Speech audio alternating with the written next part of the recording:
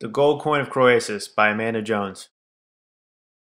Croesus was the king of Lydia from 560 to 547 BC until his defeat by the Persians. Croesus had become a figure of myth who stood outside the conventional restraints of chronology and was renowned for his wealth.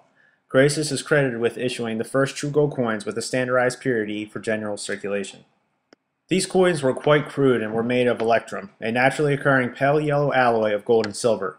The composition of these first coins was similar to alluvial deposits found in the silt of the Pactolus River, which ran through the Lydian capital, Sardis. Later, coins, including some in the British Museum, were made from gold purified by heating with common salt to remove the silver. King Croesus' gold coins followed the first silver coins that had been minted by King Phaedon of Argos around 700 BC. In 546 BC, Croesus was defeated and captured by the Persians, who then adopted gold as the main metal for their coins. It was the discovery of the touchstone which led the way for metal-based commodity money and coinage. Any soft metal can be tested for purity on a touchstone, allowing one to quickly calculate the total content of a particular metal in a lump.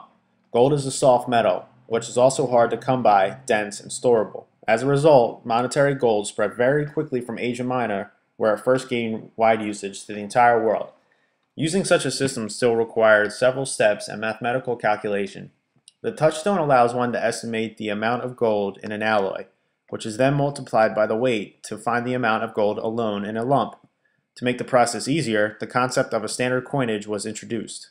Coins were pre-weighed and pre-alloyed, so as long as the manufacturer was aware of the origin of the coin, no use of the touchstone was required. Coins were typically minted by governments in a carefully protected process, and then stamped with an emblem that guaranteed the weight and the value of the metal. It was, however, extremely common for governments to assert that the value of such money lay in its emblem, and thus to subsequently reduce the value of the currency by lowering the content of valuable metal.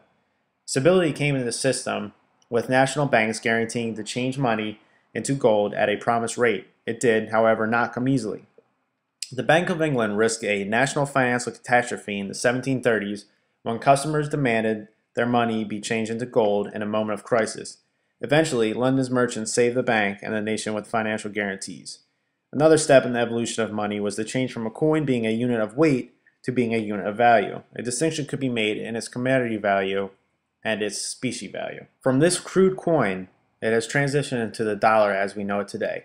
No doubt thanks to King Croesus. If it wasn't for him, money would not be the way we see it as we do today.